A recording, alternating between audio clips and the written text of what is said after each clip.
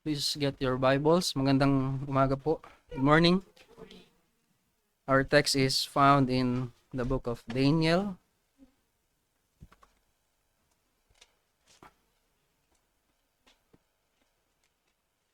Daniel chapter 6.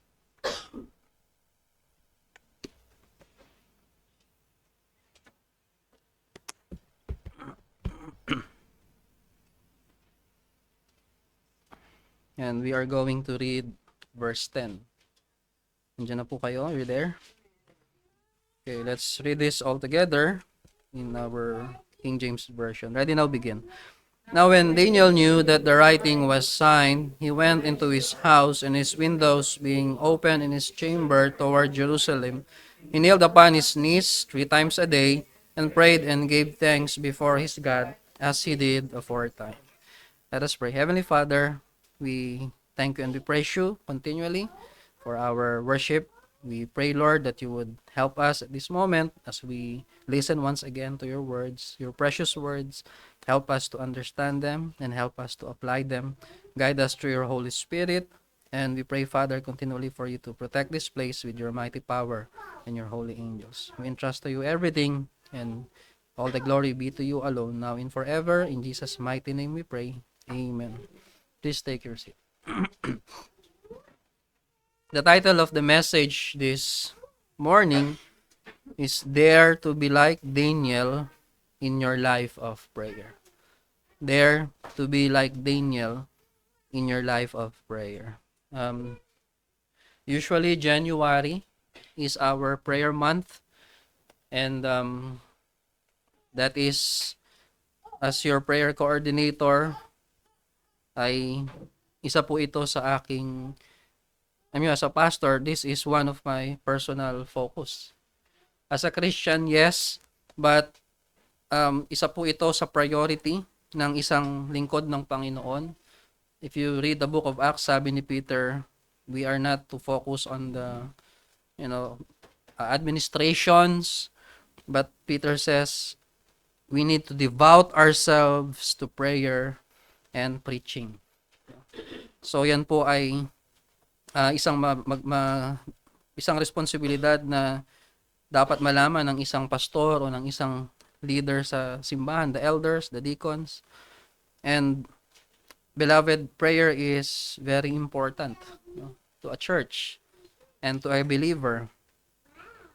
And I want to strengthen our prayer life, because I myself, as I prepare the message, will be the first one to be blessed. And I pray to God that you also would be blessed today as you listen to the Word of God. So, it's our prayer month ngayon pong January, and that is what we are going to be focusing on. Now, to give you an introduction, tingnan muna natin yung overview ng book ni Daniel. I have before you yung una, yung emphasis, yung content, yung political powers, theme, key verses, and where is Christ here in the book of Daniel. Actually, kung meron mang isa sa sabihin nating, although Christ is in every book of the scripture, dito yung talagang malinaw in the sense na it's also broad, dahil Daniel prophesied even that the reign, the millennium, as well as the future absolute reign of Christ. So from Daniel 1 to 6, makikita natin dito yung tinawag dyan. I got this from Charles Swindoll, yung kanyang study book by book. Yung historical section, which is Daniel's interprets others' dreams. So from Daniel chapter 1 to chapter 6. And you can see there, Daniel beginning with Nebuchadnezzar. Okay? Kita yung si Nebuchadnezzar here. They were taken captive. So, I'll talk about that later, but that is where, or how Daniel started his secular life. in the government service, okay, or as an employer, sa madaling sabi. At the time of this writing, sa Daniel 6 verse 10, ang hari na dito or the monarch was King Darius. So we have Brother Darius, a member here. Pero hindi po si King Darius o si Brother Darius, no? But it was King Darius, Medo-Persian Empire. At makikita nyo, pangatlo na, no? Here. Sabihin, ilang administrasyon na. How many administration has passed, but Daniel is still here in being in the, sabihin nating, land of the captivity. Kasi after Nebuchadnezzar, si Belshazzar, okay, yung anak ni Nebuchadnezzar, and then, di ba siya yung many tekel person, or thy days have been numbered. You have been weighed, and bilang na yung araw mo, at tinimbang ka, ngunit kulang, yun yung sinabi, and then your days are numbered. So namatay yun, and then, when the next empire came, the Medo-Persian rule, Darius took over, and Daniel was also taken along with it. So kumbaga, syempre, you conquer an empire, ilagay mo na yung mga pwede ring mailagay na mapagkakatiwalaan. So Daniel became one of them kasi yung experience niya. But Daniel also, you can see there, he was there during the Babylonian Empire. The next was the Medo-Persian Empire. But he also prophesied, it was given to him by God from Daniel chapter 7 to chapter 12, the prophecies of the next empire to come and even the last empire to be. So yung na-prophesy niya si Alexander the Great. Okay, yung Greek empire. And then he also prophesied, although wala na po siya dyan, yung Roman Empire, the time of Christ. Okay? Kaya, Deacon Alexis already talked about this years ago when he was still, bakasyonista, but he also talked about that when he was already here with us. I also talk about it. But, if you want sabihin natin yung parang, I would say, Alexis is the master on this. You talk to him if you have questions about eschatology. And you can see here na na-cover ni Daniel hanggang sa yung future reign of Christ, because there's the last empire, which is, you can see down, the rock that will what? Crush the earth's kingdoms. Okay, and that is the Son of Man. Yun yung definition niya kay Christ, the Son of Man, yung ginamit niyang title. And Christ used that.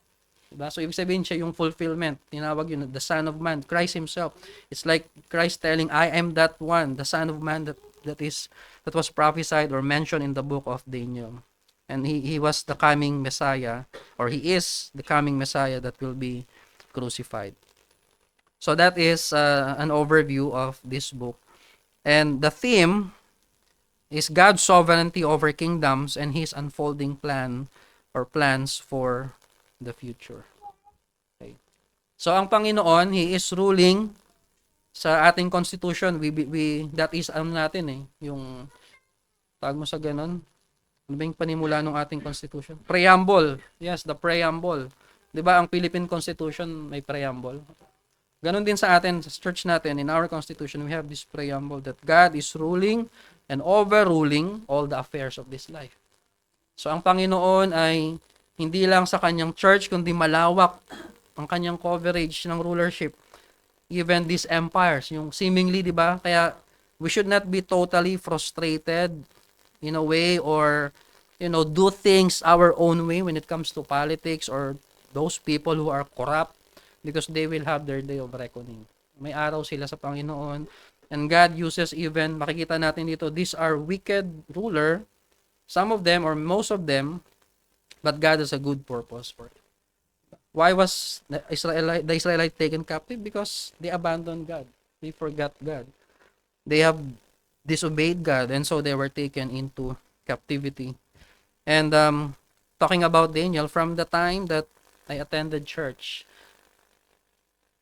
in the Philippines pa po, as I was growing up, Daniel became one of my favorite Old Testament character in the Bible.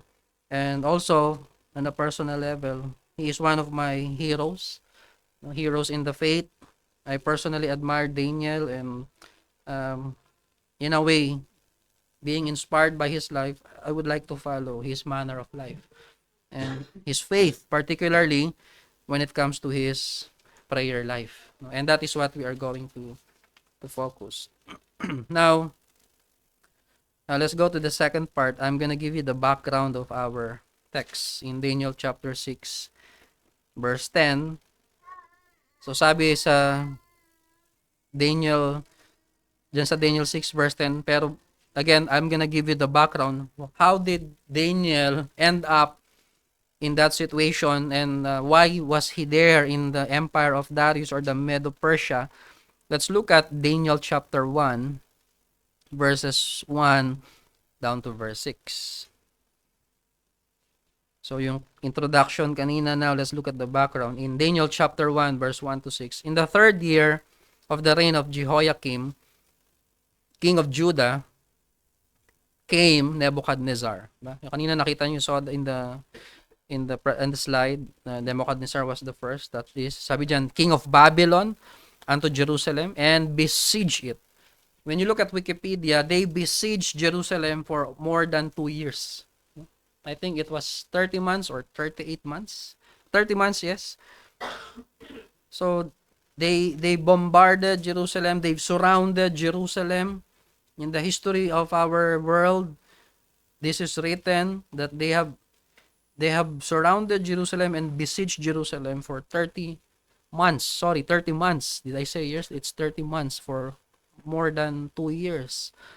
And verse 2, and the Lord gave Jehoiakim, king of Judah, into his hand. Whose hand? Nebuchadnezzar.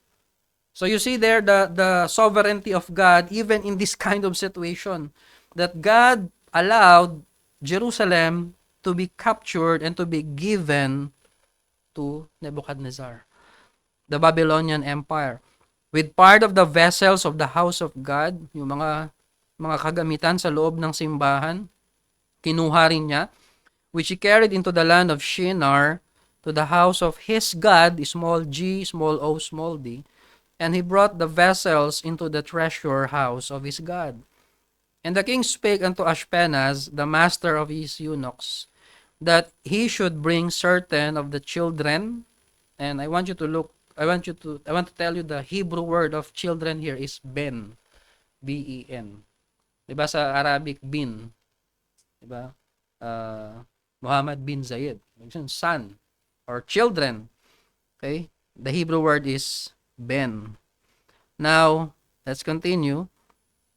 Should bring certain of the children of Israel and of the king's seed and of the princess. And verse 4, children. Dito mas naging specific si Nebuchadnezzar sa sinabi niya. What Nebuchadnezzar said, I want you to get all the children, and the Hebrew word here is yeled. Yeled. That means a lad or a boy, a young man or a teenagers. Get all the teenagers in whom was no blemish. So mga pogi, mga magagandang good looking, ika nga. So yun yung mga Nebuchadnezzar. Yes, don't just get those skillful in all wisdom, but they make sure they're good looking, well favored, and cunning in knowledge, matatalino, and understanding science, and such as had ability in them to stand in the king's palace. Ibig sabihin, rin silang humarap sa tao, especially to the king, and whom they might teach the learning and the tongue of the Chaldeans or the Babylonians. So they will be taught of a different language, and they will adopt the culture. Verse 5, and the king appointed them a daily provision of the king's meat and of the wine which he had drunk, so nourishing them 3 years. So for 3 years, ititrain sila, papakainin sila, that at the end thereof they might stand before the king. Now among this were of the children of Judah, Daniel, Hananiah, Mishael, and Azariah. So ito yung mga kaibigan ni Daniel, yung kanyang 3 friends. And as you go along in the story, you will see that Daniel said, no, I don't want to eat the king's meat and the wine. Please, he was so gracious to it. Ibig sabihin, si Daniel may prinsipyo siya pero maayos siyang makipag-usap dun sa nakapag-conquer sa kanila. Sabi, maybe can you allow us not to drink those things? We have a suggestion and compare us for 10 days. Okay, but my point here, brethren, is that Daniel, in chapter 1, we can see here, he witnessed the fall of his beloved nation, Israel. Sa kanyang murang edad, nakita niya kung paano sakupin at bumagsak ang kanyang bayan. And besides that, he was taken captive at a young age. Kinuha na siya nung conquer sa kanila, the Babylonian Empire. And not just him, but his fellow Israelites. And here, Daniel's friends, si Hananiah, Mishael, and Azariah. So they were captured by Nebuchadnezzar in 605 BC. And again, when you look at the Hebrew, it's probable that Daniel was just a teenager. So nung naranasan niya tong sitwasyon na ito, kabilang siya sa mga kabataan who experienced this tragic event. And maybe, and this is my personal view, possible na no mention of his parents because either, I think, his parents may have died during the captivity, diba? When Jerusalem was besieged. But again, I don't want to make any conclusions on that. Now, sabi ni Charles Swindoll, commenting on this passages that we have read, if his mother and father were still living, it was probably the last time Daniel ever saw him or ever saw them. So can you just for a moment, let that sink in your heart. You have a son, a daughter, a son here in this case, or even sons, and then taken away before your eyes. Can you bear that? That's the situation that his parents experienced and Daniel experienced. But one thing we can see here is his parents trained him well. Kasi makikita nyo yung kanyang pagiging principled man and a man of integrity. So, sabi ni Charles Swindoll, kung buhay pa sila, then it was probably the last time Daniel ever saw them. He was among a number of youths from noble families who were taken to Babylon as a warning to Jerusalem and Judah. From that number, the king selected some, including Daniel and his 3 friends, who would be of value to him in his government. They were expected to pick up the new culture, language, and lifestyle of this polytheistic society. Marami silang Diyos eh. And mababago yung kanilang buhay, totally. Think about a 13-year-old boy, and consider what it might look like if he faced the rigors of this kind of training for 3 years. How would you do under the constant barrage of philosophy and lifestyle of a metropolis like Babylon? So if that happens or happened to you, what would you do? Now, again, napakasakit nung nangyari sa buhay ni Daniel, especially from a family perspective. But life went on. So let's go back sa text natin, Daniel 6 verse 10. By the way, Daniel, during this time, kasi di ba nagsimula siya kay Nebuchadnezzar, and then yung anak ni Nebuchadnezzar, and then si King Darius, yung pangatlong, sabihin nating service in the government. During this time, Daniel was already 90 years old. So matanda na si Daniel nung time na ito sa panahon ni Darius.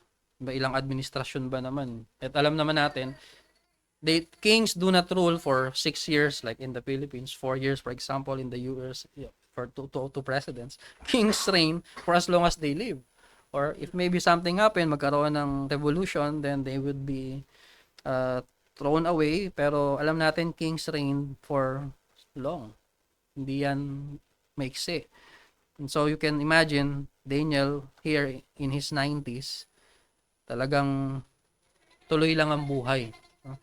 Sa kabila ng mga naranasan po niya, especially when he was just a teenager. So in Daniel 6 verse 10, I want again to give you a background of it.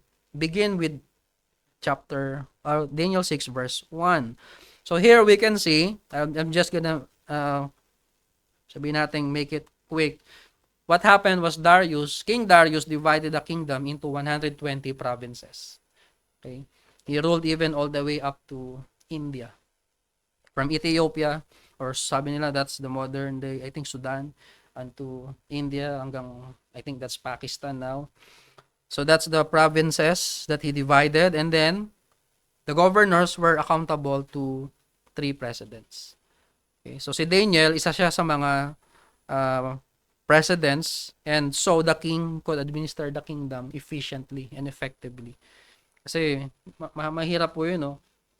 Provinces ito, pero it covers continent, ika nga, or parang vast lands.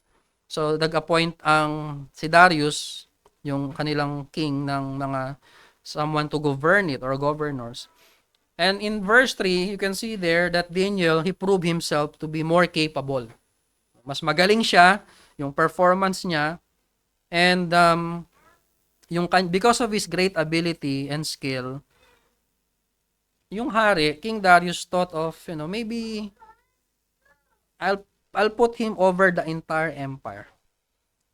Siya yung parang next in line ko. Siya yung kanang kamay ko.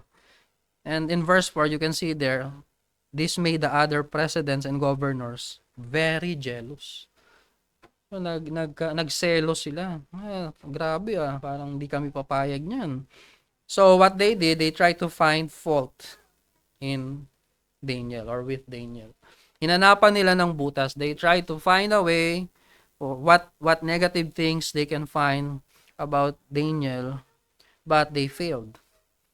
They cannot find anything. No? They cannot even criticize him for any negative thing. Because Daniel was a faithful and honest man, and he didn't have any blemish, ika nga. So, sa verse 5, they concluded, I think the only way for him that we can destroy Daniel is concerning sabi dyan, the law of his God. Siraan natin siya sa kanyang pananampalataya sa Diyos na sinasamba niya.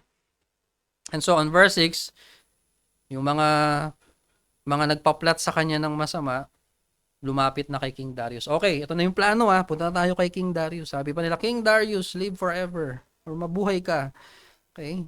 Verse 7, sabi diyan, kami po ay merong, we have a proposition that you make a law that for the next 30 days, and this law will be irrevocable. Ibang utos ng hari, hindi mapapawi. It's irrevocable. No one can change it once it's been put into law. That for the next 30 days, anyone who asks a prayer or a petition to any God, except you. Diba? Yun yung kanilang proposal dyan. Mahal na hari, if there would be anybody for the next 30 days who will pray to any other God, except you, then let's throw them in the lion's den. No. By the way, Darius and Daniel were, we can say, good friends. Close sila. And you can see that as you read on, no? But we're not gonna do that now. You do your own reading maybe. And then si Darius naman, na bola, na bilog, no? I said, nice, that's nice. That's a good idea. And so it was made into law. In verse 9, Darius signed it. And that's why verse 10 is there. Now, when Daniel knew that the writing was signed, he went into his house, and his windows being open in his chamber toward Jerusalem, he kneeled upon his knees 3 times a day, and prayed, and gave thanks before his God, as he did aforetime. So, even though Daniel knew about it, he already knew that there's a law not to pray to anybody for 30 days except to Darius. He went on. He went home. He knelt down as usual. Kung ano yung ginagawa niya, upstairs, Sabi diyan, yung kanyang windows being open towards Jerusalem, and prayed how many times? Not just one. Sabi niya, bawasan ko muna kaya para ganun ba? No, he did not. He prayed 3 times a day, just as he always had. And he did not just pray. Sinabi diyan, no, he gave thanks to his God. I wonder how many of us can do that, no? That pagpasalamat pa rin sa Panginoon. Daniel, it's different with him. When Daniel knew that the writing was signed, he went into his house, and his windows being opened in his chamber toward Jerusalem, he kneeled upon his knees 3 times a day and prayed and gave thanks before his God as he did aforetime. He wasn't affected by the law. Tigil ko na muna siguro, 30 days lang naman eh. Diba? You remember John MacArthur? They were told to stop for, I think 30 days din, No gathering. And sabi ni MacArthur, not on my life. And so the church also. And they won that court case. But they donated the money to that foundation that helped them. Mga team of lawyers. They have this foundation, I think Thomas More Society. They gave that money, everything. Wala silang kinuhang pera. So, brethren, Daniel wasn't affected by this law. Sabi ni Robert Hawker, what a lovely and engaging representation is here again made of Daniel. Kasi diba in chapter 1, sabi niya, we will not compromise what we believe. And here in chapter 6, kaya sabi ni Hawker, what an engaging or lovely and engaging representation. That which would have daunted the confidence of any man became the very means of giving Daniel boldness. Kung yung iba siguro sa batas na ito ay, sige 30 days lang, titigil na. But remember, that's the start. Subtle po ang kalaban natin. Sige na, konti lang, minsan lang naman eh. That's what he did to Adam and Eve all the way in the garden. Sabi pa ni Robert Hawker, and what would have kept back the boldest heart from a throne of grace was made occasion to drive Daniel thither. Sabi niyan, simulan ko I think I missed that part. That which would have daunted the confidence of anyone became the very means of giving Daniel boldness, and what would have kept back the boldest heart from a throne of grace was made occasion to drive Daniel thither. He prayed continually. He did not go to the king to beg him to reverse the sentence. Pwede niyang gawin yun, di ba? Friends naman tayo, di ba? Baka naman pwedeng pag-usapan natin to. I-exempt mo na lang ako, gawa ka ulit ng law. No, he did not go to the king to beg of him to reverse the sentence or to pray that he might be excused in the disobedience. But he carried his requests to the court of heaven, and there he lodged all his petitions. Here is no concealment, no evasion, no smothering things, and hiding his religion to comply with the times. But with his windows thrown open towards Jerusalem, the holy city, with an eye to the temple, the well-known type of Christ, as if looking for his coming, 3 times a day, according to his usual custom, he presented his supplications before the throne. Pause and ask your own heart, sabi ni Hawker, whether there be any correspondence in your devotion to that of Daniel's. Sabi ni Robert Hawker, examine natin yung sarili natin. Ganyan ka ba? Yan ba ang devotion mo pagdating sa prayer? Ganyan ka ba ka-committed o committed na ang iyong pananalangin? Beloved, Daniel's uncompromising pattern of prayer towards God is really exemplary. And we ought to imitate it. Tularan natin si Daniel. By the way, Daniel looking to Jerusalem, and also yung praying 3 times a day, meron siyang, heroes have their own heroes eh. Diba? And we can see that he was looking back to the past, And who were they? Number one was King Solomon, and the second was King David. First Kings chapter 8, 46 to 49. First Kings chapter 8, 46 to 49. Sabi dito, this was Solomon, no? If they sin against thee, for there is no man that sinneth not. Kaya, pagka sinabi mong, nagpipray ka pa ba? At sa ang sagot mo, hindi na. Nako, marami ka ng kasalanang hindi na nahingi ng tawad. Yung di mo lang pagpipray, kasalanan na yun. If they sin against thee, and thou be angry with them, and deliver them to the enemy, so that they carry them away captives. This was what happened to Daniel and his friends in the land of Israel. Unto the land of the enemy, far or near, yet, 47, if they shall bethink themselves in the land whither they were carried captives, and repent, notice that, and repent, and make supplication unto thee in the land of them that carry them captives, saying, we have sinned, and we have done perversely, we have committed wickedness.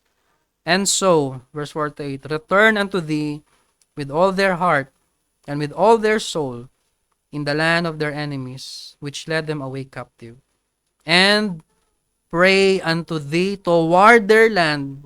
Yung land na taken captive sila, they would pray toward their land, pray to thee toward their land. Yung ginawa ni Daniel was praying toward Jerusalem, which thou gavest unto their fathers, the city which thou hast chosen, and the house which I have built for thy name. 49. Then hear thou, or hear, Lord, their prayer and their supplication in heaven, thy dwelling place, and maintain their cause.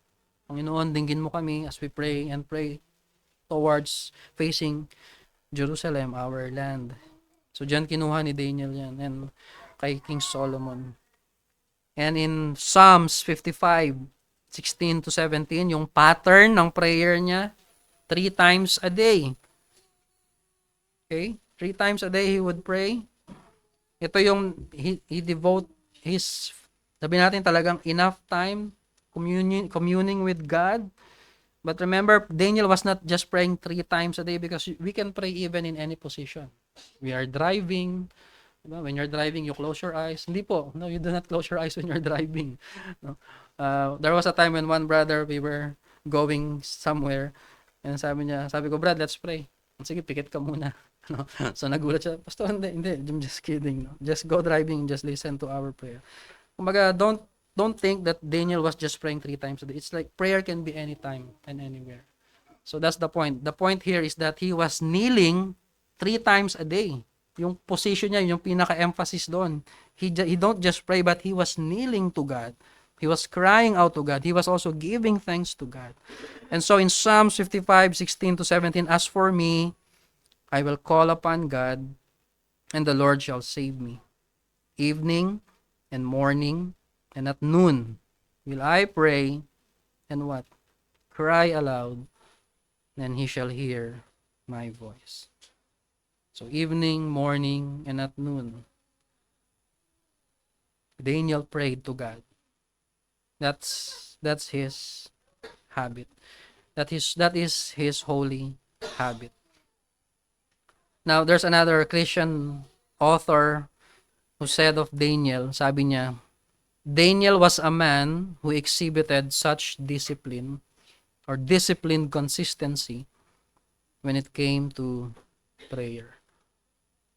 So, meron siyang disiplina at meron siyang consistency. Tuloy-tuloy yung kanyang prayer life.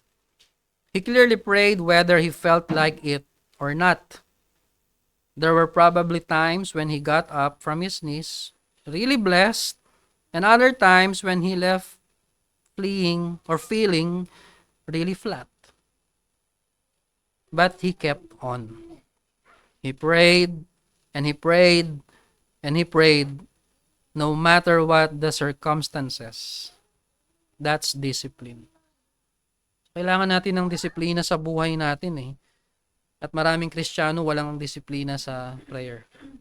Many Christians today, in our time, they lack discipline when it comes to prayer.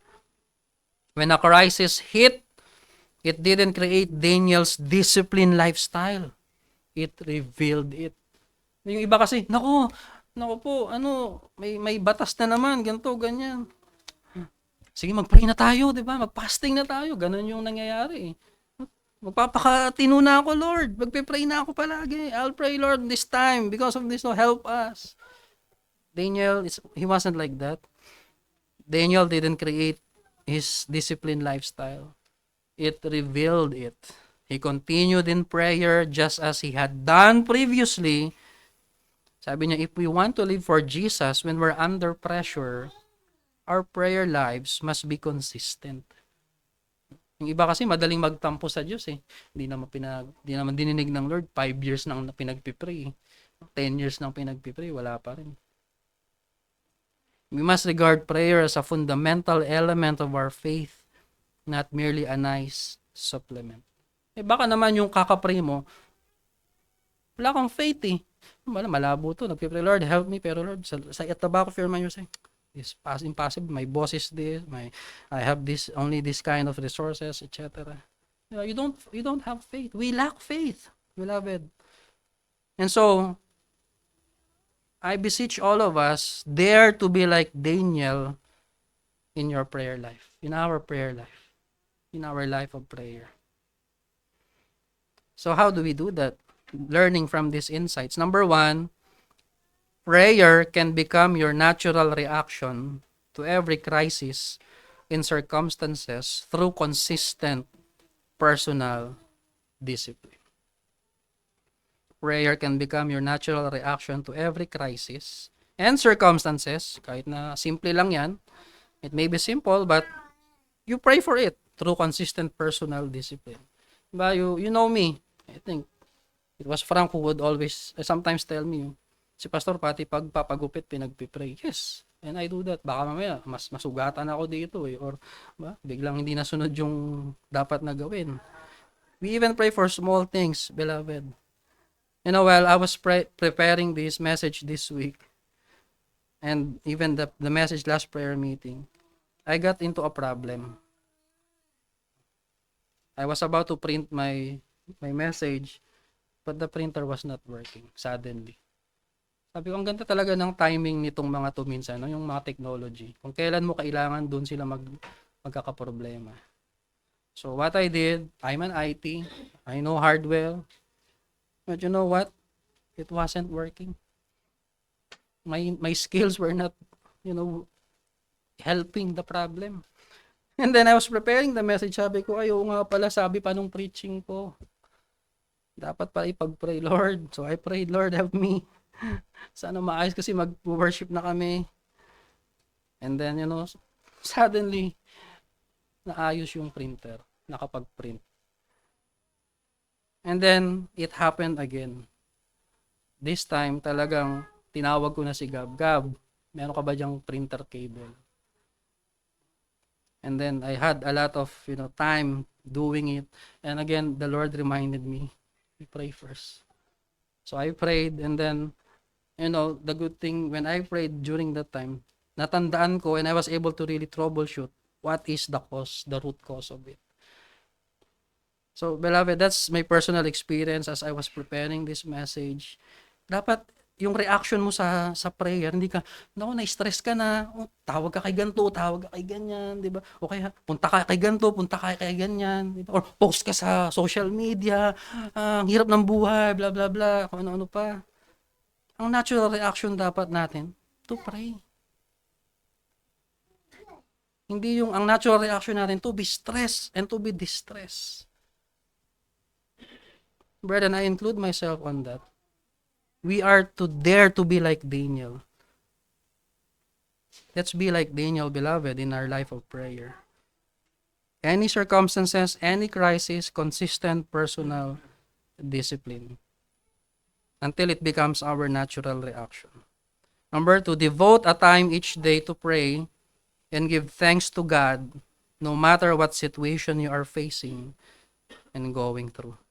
You see, Daniel, when he knew, sabi niyan, di ba, sa verse 10, Now, when Daniel knew that the writing was signed, what did he do? Did he stop praying? No. Sabi dyan, he went into his house and his windows being opened in his chamber toward Jerusalem. He kneeled upon his knees 3 times a day. Kaya hindi niya kinat yung time niya and prayed and what? Gave thanks before his God as he did aforetime. Sana wag niyong kalimutan na i-fill nyo rin yung prayer nyo, yung prayer life ninyo ng pasasalamat sa Diyos. Wag lang puro hingi. Hindi lang, Lord, give me, give me, give me, give me, give me. Give thanks to the Lord. By the way, nung prayer night dito, I changed the program in a way, no? We first gathered and then I asked the people, share your testimony of thanksgiving. Kasi minsan, parang puro na lang talaga tayo prayer ng paghingi sa Diyos, di ba? Wala na yung pasasalamat. We fail to give Him thanks that He deserves. So, beloved, don't forget to give thanks to God, no matter what situation you're facing and going to. Number 3, the King of Kings deserve our highest loyalties more than anyone and above all else, including our obedience, which belongs to God alone. The government will never be on our side, especially on the matters of faith, but you should know where you stand and who you will stand for. This could have cost Daniel's what? Not just his life, and we've seen that as you go with the story, but even his job. Di ba? So, bawal mag-pray, ha? Hindi pwedeng mag-pray sa public, hindi pwedeng ganito, ganyan. Pag hindi, tanggal kayo sa trabaho nyo, hindi kayo sumunod. You lose your job if you do not pray or if you don't stop praying, you don't stop gathering. You see, we leave the consequence to God because He knows how to deal with that. And He will be with us as we obey Him. And our obedience belongs to God alone. Our loyalty belongs to God alone. Number 4, the safest and always the best thing to do for our own good and above all for the glory of God, and that is what we desire, di ba? Is to always pray in any situation of life. Mag-pray ka. Sabi nung kanta, di ba, I'll pray again. Sabi ni Ben Everson, don't stop praying, beloved. Because that is the safest and the best thing for us to do in any situation of life. Number 5, continue steadfastly and faithfully, not only in the church worship services, but also in the church prayer meetings, prayer nights, prayer and fasting, all the days of your life. You know, it's good that we support the worship services such as this. But why don't you be faithful as well and to continue steadfastly in your prayer? You support the prayer meetings, you go to prayer nights, you join the prayer and fasting. Diba, may prayer and fasting tayo this week. I extended it until Saturday para yung ibang mga may day off ng Saturday. You choose a day that you will spend your time prayer and fasting because that's how this church started. Kung hindi nyo ba alam yung iba sa inyo, this church started with prayer and fasting when we were still a mission back in 2011 or 2012. Nag-start tayo na mag-prayer and fasting. So join us this coming week. You choose a day, you choose a time. And if it's been that long na matagal mo lang dito ginawa, huwag mong biglayin. Maybe skip a meal or two and then spend time praying. And that will include praying for me personally, we will be praying for our parents sa kanila pong situation.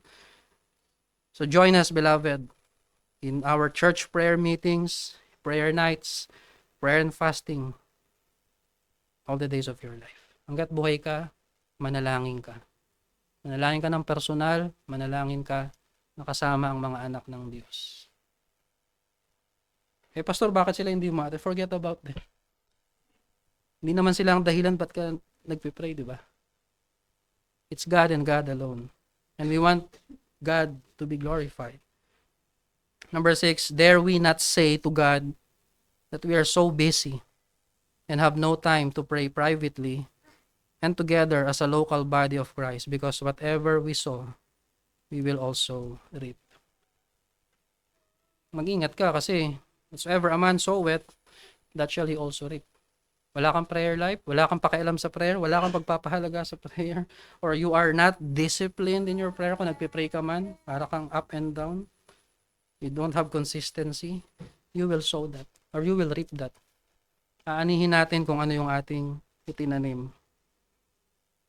And finally, number 7, our commitment to prayer gives evidence of the Holy Spirit's indwelling in our genuine relationship with our Heavenly Father through our Lord and Savior, Jesus Christ.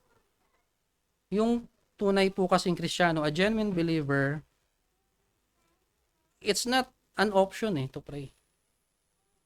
Diba? I said last Wednesday, prayer is to the soul what breathing is to our body. Can you try? Would you be able to live if you stop breathing? You cannot. The same with prayer. If you stop praying, you stop living as a Christian. And ito ba yung point, di ba? I also shared it last Wednesday prayer meeting. Kulang na lang sabihin ng Panginoon sa iyo, ano ba tayo? Diba? Parang sa mga may relationship, ano ba tayo? Di ba? If we have a relationship with God, then spend time communing with Him. Kasi ang Panginoon may pakiramdam. Nasasaktan natin siya when we do not commune with Him. He loves to spend time with us in prayer, in the reading of the Holy Scripture. So, beloved, if really we have a relationship with Him, with our Heavenly Father, then pray. Resume. Go back. Or keep on. Ituloy mo yung ganyang klase mong lifestyle or holy habit. So I'm almost done. Are you still there? Are you listening? Nakinig pa ba kayo? Sabi ng isang tula, hindi kilala kung sino ang gumawa. This poem goes like this: I got up early one morning and rushed right into the day. I had so much to accomplish that I didn't take time to pray. Problems just tumbled about me and heavier came each task. Why doesn't God help me? I wondered. He answered, you didn't ask. I wanted to see joy and beauty, but the day toiled on gray and bleak. I wondered why God didn't show me. He said, but you didn't seek. I tried to come into God's presence. I used all my keys at the lock. God gently and lovingly chided, my child, you didn't knock. I woke up early this morning and paused before entering the day. I had so much to accomplish that I had to take time to pray. Yan ang buhay natin mga kapatid. Prayer will affect our day positively and negatively if we will not. That even when times are really tough, you can still stand and praise the Lord and come to Him, and your utmost desire is to really communicate with Him and spend your time praising His name. That's Daniel, brethren. Finally, from the words of John Bunyan, the author of Pilgrim's Progress, you can do more than pray after you have prayed. But you cannot do more than pray until you have prayed. Pray often, for prayer is a shield to the soul, a sacrifice to God, and a scourge to Satan. Let me read it again. You can do more than pray after you have prayed, but you cannot do more than pray until you have prayed. Pray often, for prayer is a shield to the soul, a sacrifice to God, and a scourge to Satan. My beloved brethren, let us dare to be like Daniel in our prayer life. Let us pray. Heavenly Father, we thank you for the life of your servant, Daniel. He lost his family. He lost his country. He went abroad, but not to enjoy, but being captive.